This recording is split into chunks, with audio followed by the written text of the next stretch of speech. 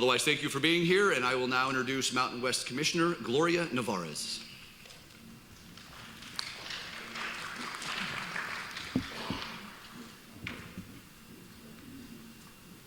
Thank you, Mountain West team in the back, for the claps. Appreciate that.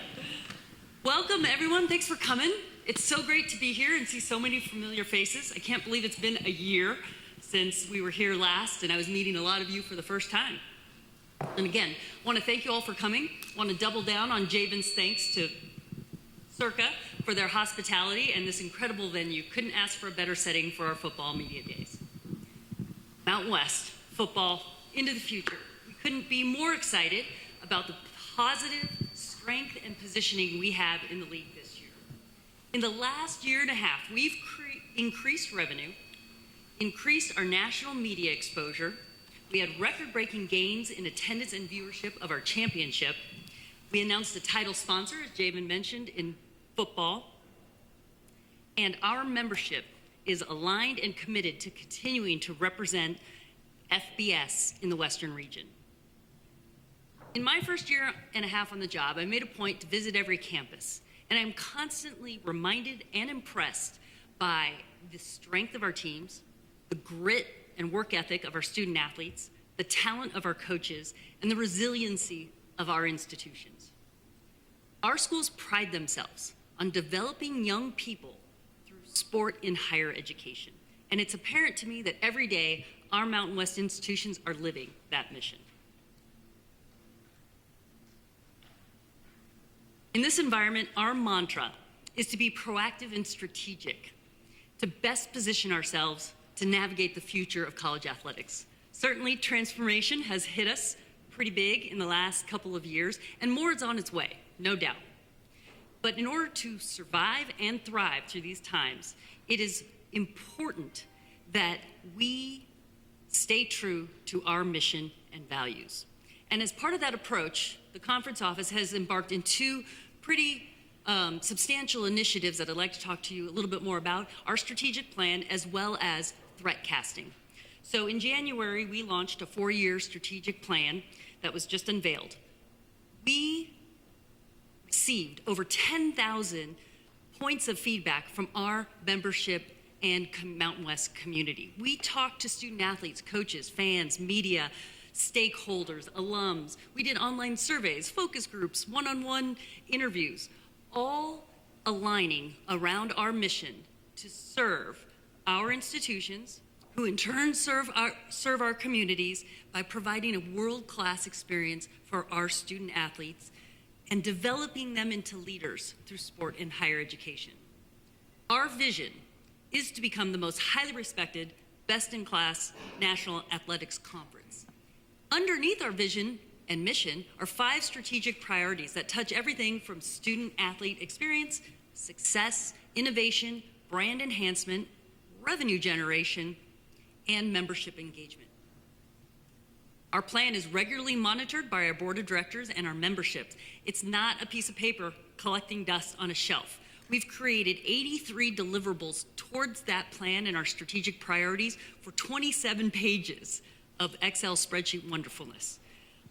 46 are currently in progress, 20 have been completed, and we look forward to bringing that over 4 years, completing all 83.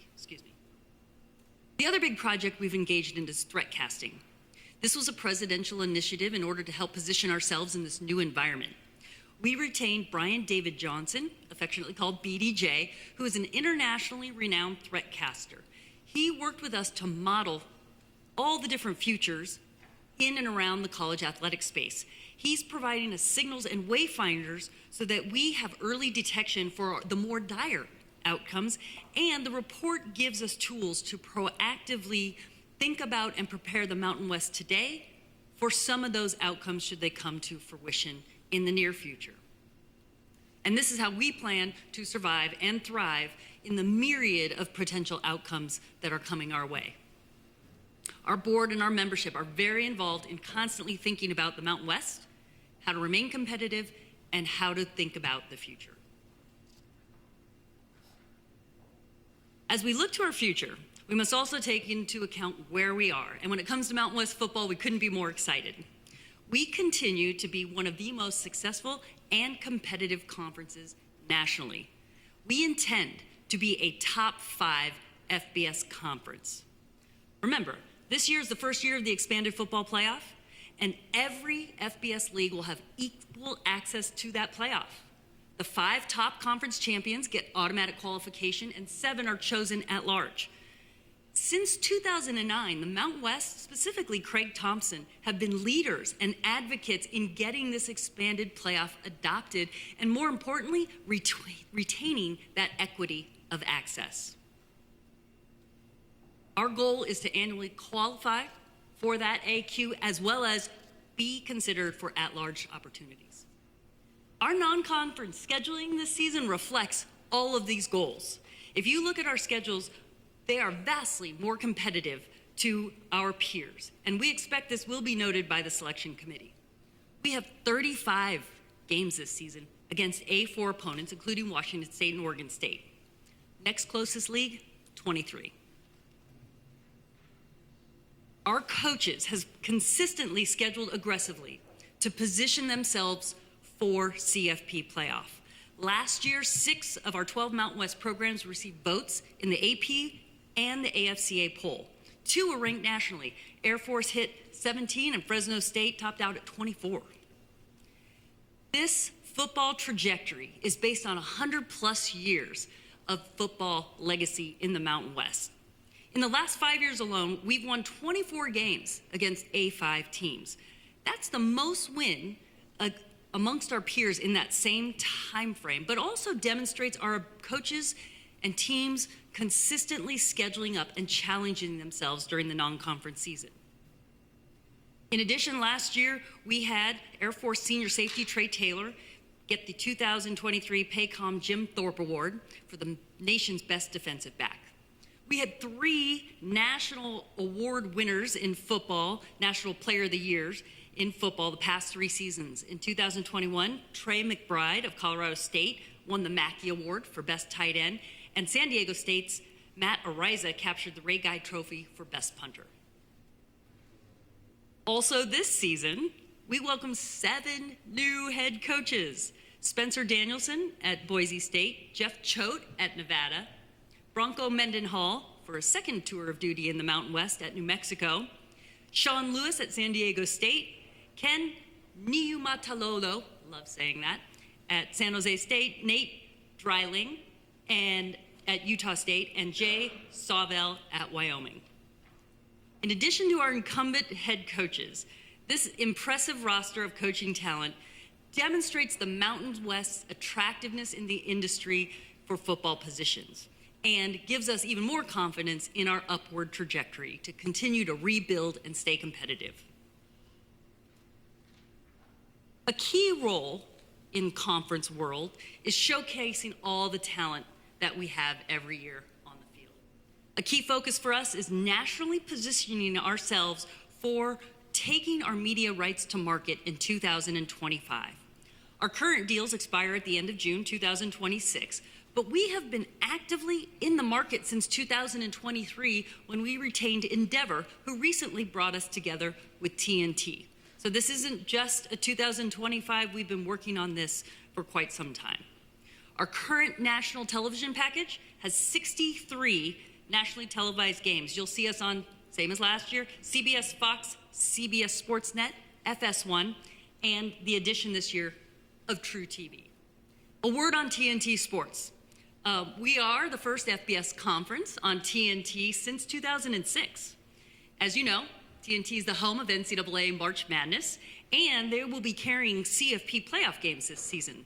So we are very honored to be the league that brings TNT back to the college space and to provide these additional opportunities for our students to showcase their talent and our fans to watch us wherever they may be. Javen mentioned, but I'll reiterate, our Old Trapper Mountain West Football Championship game is moving to a primetime spot on Fox Friday night this season. Very excited about that. This will be the 5th time Fox broadcasts our championship nationally. And while we are excited about everything Mountain West football and all the things happening across our sports and championships, we're very, very aware that there are significant changes headed our way, and we continue to advocate, have a voice, and serve our members in surfing these issues and remaining competitive. The biggest piece of news recently, House settlement. We support the settling of the case. We support investing more in our student athletes. We've been working since February when the CFP negotiations started to try to position and get as much information as we can for our membership on these developments. Our schools are committed to investing in student athletes. Right now, there are so many questions about the House settlement, the tactical, operational implementation of revenue distribution and roster caps. Our role is to continue to find answers and advocate on behalf of the Mountain West and help our institutions make informed decisions. To that end, we have an aggressive, comprehensive benchmarking project that has been in place since 2023 to analyze those factors that have a direct impact on competitive success. There's a gap between the A4 and the rest, and that gap's getting bigger. We are committed to being competitive while staying true to our core mission and values. As a league, we are prioritizing informed decision-making based on data about athletic spending compared to our competitors. And we've been providing that information to our institutions for the last year and a half. Conference realignment, another issue bringing us many challenges today, significant changes to the ecosystem, but we continue to be extremely well positioned to capitalize on any opportunities that make us stronger. You all know we have a one-year football scheduling agreement with Washington State and Oregon State. We have a mutual desire to extend that relationship, and we're currently in discussions about year 2. But for the time being, we're really excited about playing them. I think they've really added a pump to our football strength of schedule, and we look forward to meeting them on the gridiron this year. In addition to conference realignment, transfer portal. It was only 2 years ago that we took the restrictions off student athletes transferring within the NCAA and not having to sit. We know our coaches are amazing at attracting and developing talent. We also know that the Mountain West has continued to serve as a pipeline in the FBS structure. While it's only been 2 years, it's a small data set. So far, and we've been monitoring it consistently to identify trends, and certainly you have the COVID bubble of student athletes, you have the excitement and newness of the transfer portal. But what we're seeing so far, and again, early data, but we are keeping roughly 90% of our first team all-conference over the last 2 years. Now, we are a pipeline. We know we send a lot of talent to the A4. This year, 41 players out of all of our transfers went to A4 teams, roughly 40%. However, we are welcoming 83 players, excuse me, from A4 institutions, and that's just so far. That's roughly 80% more than those that are leaving, and the window is not yet closed. So basically, our programs are attracting more talent from the A4 than we are losing. So in closing, despite the challenging times, we're committed, we're engaged, and we're working diligently to address every new challenge. We will win some, we will lose some, but we are committed to bringing the Mountain West through these challenging times while staying true to our core value and our mission. We take pride in living that mission and educating our young people through sport and creating leaders and serving the fans and communities in the Western region. Our passionate and avid fan base, as you saw in this past year's basketball tournament, continue to show up and tune in, and we will continue to work hard to deserve their affinity and commitment. Again, I thank you all for being here and look forward to seeing you over the course of the season, and I'm happy to answer any questions. If you want to ask Commissioner Nevarez a question, please raise your hand, and Lance or Victoria will be able to come over and hand you the microphone. Please state your identity and your affiliation. Up here to the front left, Lance.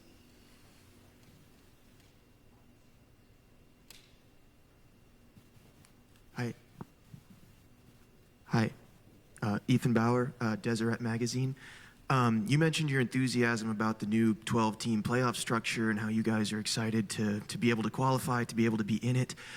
But what do you think needs to change, if anything, not only to be in it, but to compete in a 3 or 4 game playoff against, the top 12 teams in the country? Do you think you guys are positioned to do that now, or do you think something needs to change to make that happen? I think we're positioned to do that now. I think our schools are committed.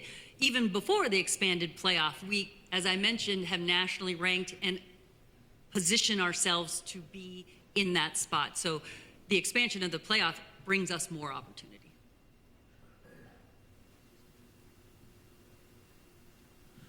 Kenneth Berry, full press coverage. Good morning, Commissioner. In regards to the Big 12, they were talking about how they had a good relationship with WWE, and there's like NXT ambassadors. And obviously, the Mountain West is growing, and there's a lot of ex-wrestlers who were football players who've come all over, a lot of them from Hawaii. Has the Mountain West kind of ventured into that space in terms of NIL and the WWE and maybe potential partnerships, maybe even mini combines, anything like that? As a league, not so much. Individual institutions, absolutely. We have a lot of stories across the league of student athletes from non-traditional backgrounds, martial arts, international. But as a league, I don't know that we've yet walked into the space of doing anything formal around wrestling or mixed martial arts. Front row, middle, right here.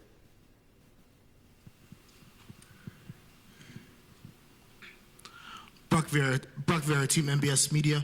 Commissioner, with yours in the conference vision of getting an automatic qualifier for the college football playoff, are you concerned at all with the conference's lack of near 6 representation this decade compared to the previous 2? We certainly are on an upward trajectory, and even in basketball, football, all our other sports, we've weathered a lot of change. We are that league that ends up being, when we have talent, we end up feeding that talent into other institutions, but we constantly rebuild. And I think that is a hallmark of the Mountain West, and I think you're seeing not renewed, because I think we have 100+ years of football legacy, but definitely a desire and a commitment to stay current and to be competitive in this environment.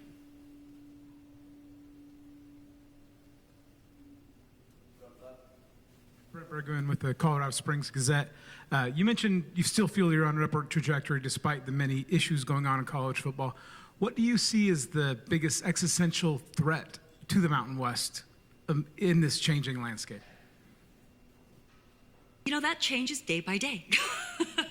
But I really do think the threat of the entirety of CFP and NCAA and what that future holds. However, current CFP commitment to ESPN and the expanded playoff certainly helps settle that a little bit. The NCAA's settlement of the House case helps as well. So I'm optimistic. We're going to have a little bit of stability. We still have major change coming, no doubt. But I think that existential threat of losing the CFP or the NCAA at least is settling in to maybe a 10-year stability. And you mentioned the massive coaching changes. Basically, I think all but Air Force has, had a new coach within the past 3 or 4 years.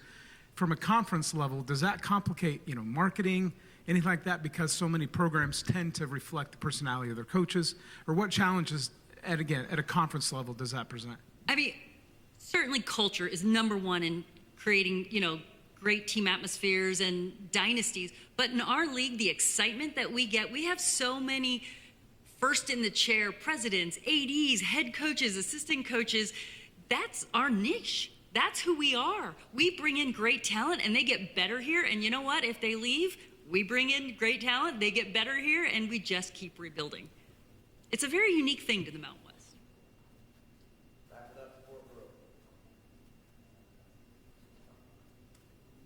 Scott Gerard with KSL Sports in Salt Lake City. I want to circle back to Oregon State and Washington State. You mentioned that there could be some opportunities in year 2, but how do you walk the line of also understanding that with their recent windfall of revenue based on their settlements, that they could also be a threat to the conference in terms of creating something that poaches teams from your conference as well. How do you walk that line in being a good partner with them, but also understanding that they could be a threat to the Mountain West Conference?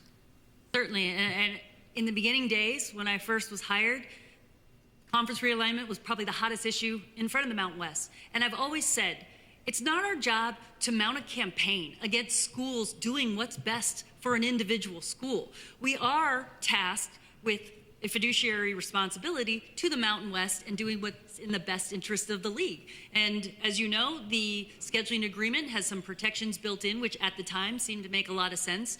But at any time, walking the line sounds like doing what's best for the Mountain West going forward and maintaining our FBS standing, our CFP access, and our NCAA membership at the highest level.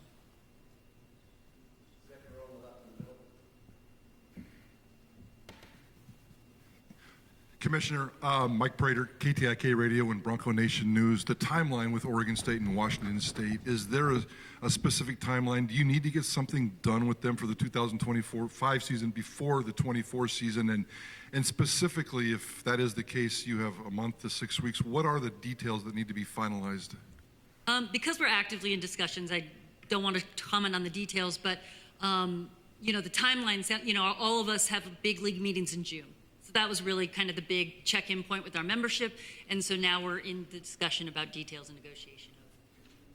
Do you expect or want to have a decision before the 24 season?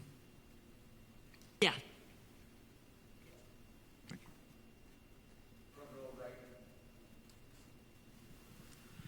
you. Commissioner, in regards to the LA Bowl and the future of it, obviously after like 2 years, the former Pac-12 schools won't necessarily have an allegiance to that game. What other conferences or at-larges are you looking at to fill that void to keep the LA Bowl going?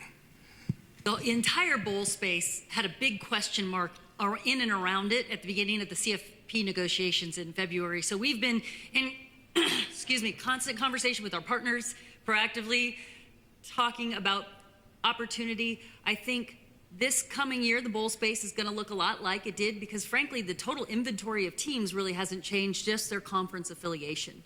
So I think we might not see massive upheaval in that space for the time being. Let's go front left.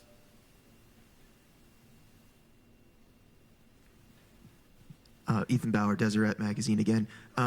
At the Big 12 commissioner's speech yesterday, he mentioned how one thing they're thinking about is how to protect players from some of the negatives that come with the proliferation of gambling. And, here we are a day later, about 100 steps from like the biggest sports book in the world. And so I'm curious just about your thoughts on that and just in general how you go about trying to strike a balance between the emergence of this thing that obviously has so much financial potential, but also, potential for harm. Yeah, and to your point, we've been in this space longer than most because we have 2 schools in the state of Nevada, which was first in that space. Excuse me. And so we take that very seriously. And there was a moment, I don't know if it was 5-10 years ago, when you didn't have to be in a casino to bet any longer. And that really changed the space for us. And that's when I think as collegiate practitioners, even before I was at the Mountain West, we really began to look at integrity services in and around monitoring sports wagering. So our partners, US Integrity, they're the ones out there, industry leaders in helping us monitor, identify trends, check with local gaming boards if we see anything odd in the data, but really educating our student athletes and coaches and campus personnel, constant monitoring of all the game statistics, working with officials in that effort, and being proactive when we do see flags and trends and trying to get ahead of those things, because the worst possible outcome would be something that jeopardizes the integrity of the game, as well as the threats to current student athletes. The kid that misses a free throw and then gets an intimidating or threatening call from someone who may have lost a prop bet on that play or that shot or that kick, whatever. So in addition to integrity services, student athlete protective monitoring too. Being able to report those incidents into a database, working with federal and local authorities to provide the best response and protection to our student athletes.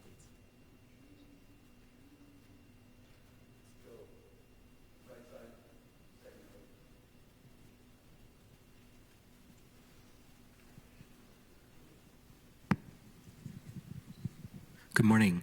Mike Makita, Mountain West, or excuse me, Red at CFP. My apologies. I wanted to ask you, you mentioned in terms of your relationship with Brian David Johnson and threat casting, you talked about some of the tools to prepare the Mountain West to survive this myriad of possible outcomes. I'm wondering if you could just tell us about some of the tools that were addressed there, and then some of those signals and wayfires you mentioned as well. I would love to, but I'm going to refrain from sharing too much detail because it is proprietary. But I will add that I went in cold. I had no idea what threat casting was, but I have become such an advocate of this, adding science to the attempt to quantify possible futures. It's really been fascinating. I would encourage you to ask the Google about Dave, BDJ. How you doing? Colby Dant with SGPN, and I was just wondering, we've seen the demise of the Pac-12, and that window, I think, is going to be more open as far as Pacific time zone, Mountain time zone, because of the so many teams in the Pac-12 now playing in the Big Ten and Big 12. Do you plan to try to capitalize on that market? The dinner time slot, essentially, where we would see so many countless Pac-12 games. I would like just for you to talk on that and see if maybe also weekday games, do you try to step outside the traditional Saturday box and try to, capitalize on that? All of the above. We really understand and see an opportunity for us to own the Western region as an FBS league. And as you know, that time zone becomes an advantage. So we're very, very excited that we weren't in the media market in the last couple of years because it was in a little bit of a slump. And we're also very optimistic going forward when we come to market in 25 that those unique things about our geography and available windows will work in our favor.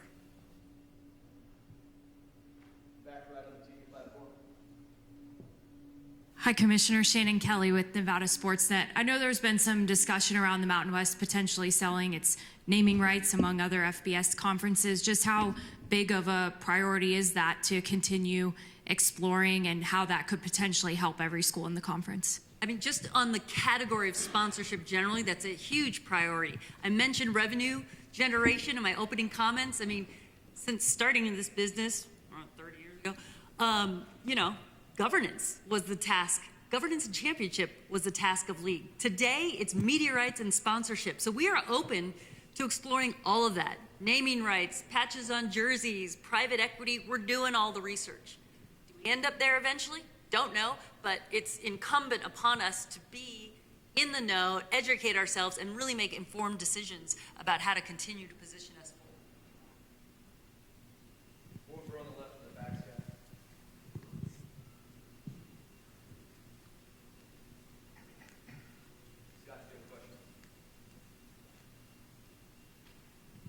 You just mentioned it, but I wanted to hit on private equity. It sounds like you are in favor of that. I know some commissioners are a little concerned about getting into that hen house, but that is something that the Mountain West would explore.